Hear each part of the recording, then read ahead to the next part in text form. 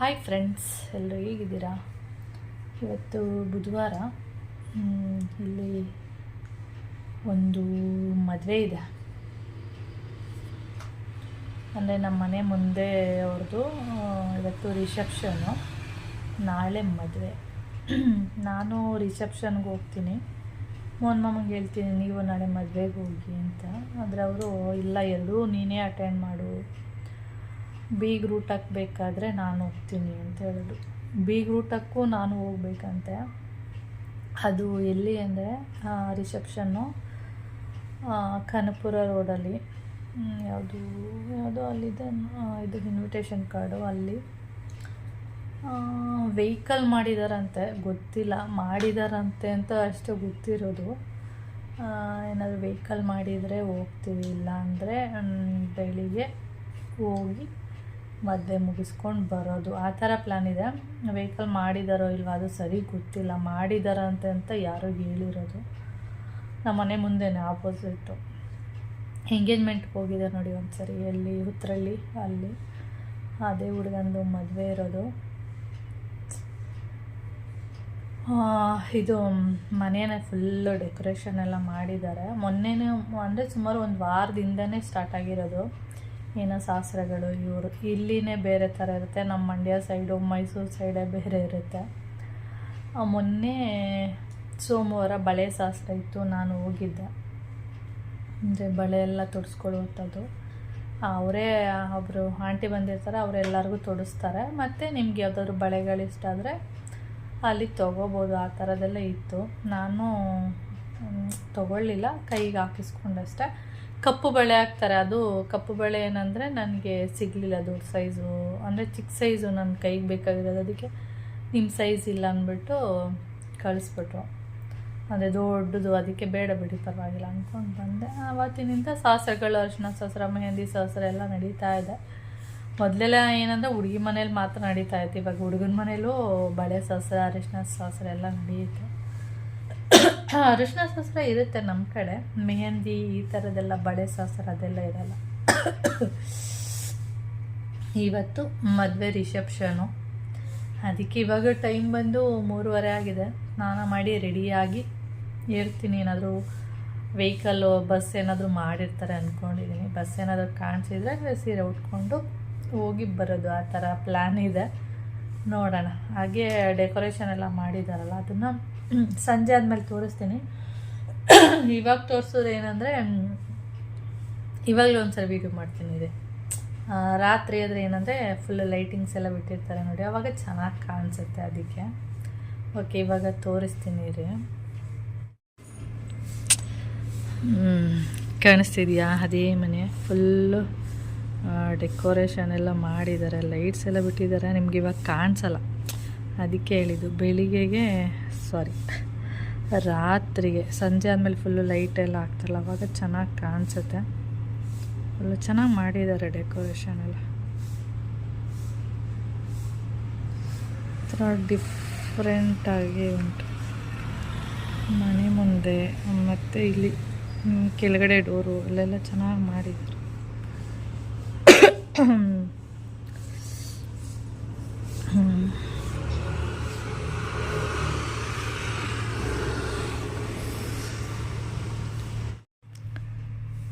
ನೋಡಿ, ನನ್ನ ಗುಮ್ಮಿಗೆ ಏನಾಗಿದೆ ಅಂತ ಗೊತ್ತಿಲ್ಲ, ಸರಿಯಾಗಿ ಊಟನೇ ಮಾಡ್ತಾಯಿಲ್ಲ, ಅದೇನು ತಿಂತಾನೇ ಇಲ್ಲ.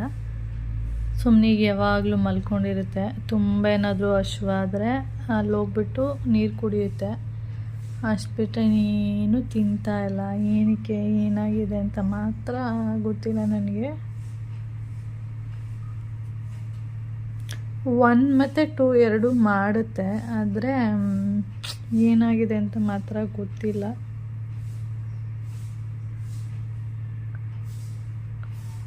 ಸುಮ್ಮನಿಗೆ ಮಲ್ಕೊಂಡಿರುತ್ತೆ, ಬೇಜಾರಾಗುತ್ತೆ ನೋಡೋಕ್ಕೆ. ಗುಮು ಗುಮು, ಐ ಗುಮಿ, ಅವನು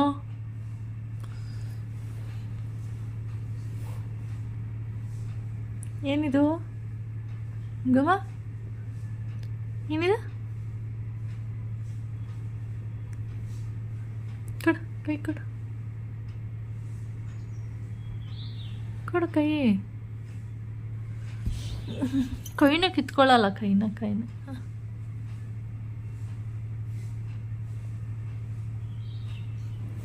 ಗುಮ್ಮ.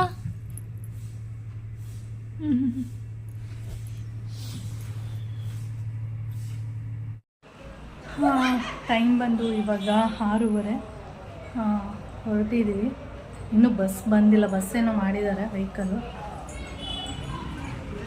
ಓಕೆ ಬಂತು, ಹೊರಟಿದ್ವಿ. ಓಕೆ, ಆಮೇಲೆ ನಾನು ವೀಡಿಯೋನ ಕಂಟಿನ್ಯೂ ಮಾಡಿ. ಬಂದೆ ಹಾಂ ಇಲ್ಲ 2 2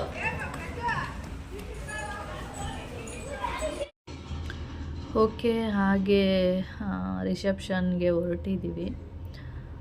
ನಾನು ಮೋಹನ್ ಮಾಮಂಗೆ ಹೇಳ್ತಾ ಇದ್ದೆ, ನಾನು ರಿಸೆಪ್ಷನ್ಗೆ ಹೋಗ್ತೀನಿ, ನಾಳೆ ನೀವು ಮದುವೆಗೆ ಹೋಗಿ ಅಂತೇಳಿ. ಅದಕ್ಕೆ ಮೋಹನ್ ಮಾಮ ಇಲ್ಲ, ನಾಳೆಗೂ ನೀನು ಮದುವೆಗೂ ನೀನೇ ಹೋಗು, ನಾಳೆ ನನಗೆ ಆಫೀಸ್ ಇದೆ, ಹೋಗೋಕ್ಕಾಗಲ್ಲ ಅಂತ ಹೇಳಿದ್ರು.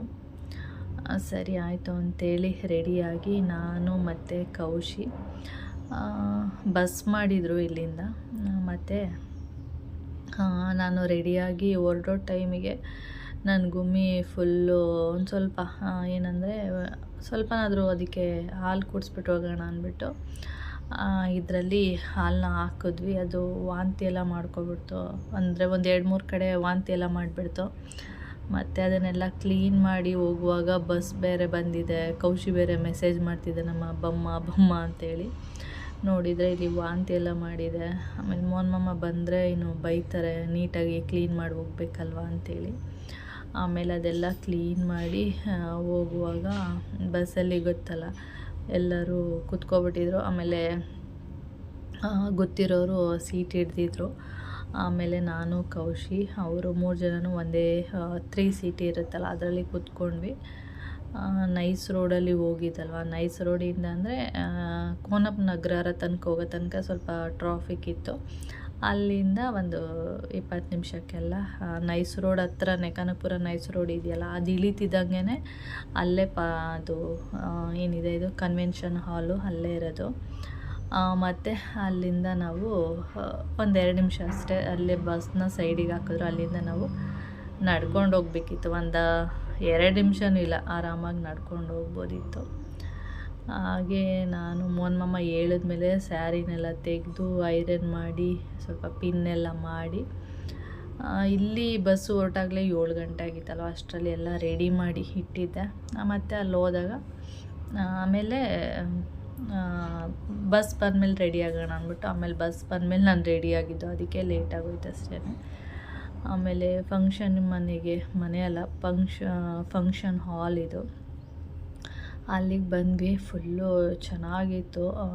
ಅಲ್ಲಿ ಫಸ್ಟು ಎಂಟ್ರಿನೇ ವೆರೈಟಿ ಜ್ಯೂಸ್ಗಳು ಅದು ಇದು ಎಲ್ಲ ಇತ್ತು. ನಾನಂತೂ ಜ್ಯೂಸ್ಗಳೆಲ್ಲ ಕುಡಿಯೋದಿಲ್ಲ, ಅದು ಇಷ್ಟ ಆಗಲ್ಲ ಅಂಥೇಳಿ ಕೌಶಿ ಟೇಸ್ಟ್ ಮಾಡ್ತಾಯಿದ್ದ. ಅದಾದಮೇಲೆ ಫಸ್ಟು ನಾವು ಹೋಗ್ಬಿಟ್ಟು ಮುಯಿ ಕೊಟ್ಬಿಡೋಣ ರಿಸೆಪ್ಷನ್ಗೆ ಹೋಗ್ಬಿಟ್ಟು, ಆಮೇಲೆ ಅಂದರೆ ಹುಡುಗನಿಗೆ ಮುಯಿ ಕೊಟ್ಬಿಟ್ರೆ ಆಮೇಲೆ ಊಟಕ್ಕೆ ಹೋಗೋಣ ಅಂಥೇಳಿ ಕೌಶಿನ ಕರ್ಕೊಂಡು, ಅವನೇನು ಆ ಜ್ಯೂಸು ಟೇಸ್ಟ್ ಮಾಡ್ತೀನಿ ಈ ಜ್ಯೂಸು ಟೇಸ್ಟ್ ಮಾಡ್ತೀನಿ ಅಂದ್ಕೊಂಡು ನಿಂತಿದ್ದ.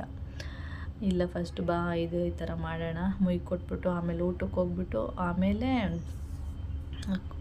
ಇದ್ದರೆ ಸರಿ. ಯಾಕೆಂದರೆ ಆಮೇಲೆ ನಮ್ಮನ್ನೇ ಬಿಟ್ಬಿಟ್ಟು ಬಸ್ ಹೊರ್ಟೋಗ್ಬಿಟ್ರೆ ಏನು ಮಾಡೋದು ಅಂತ ನಮಗೆ ಟೆನ್ಷನು.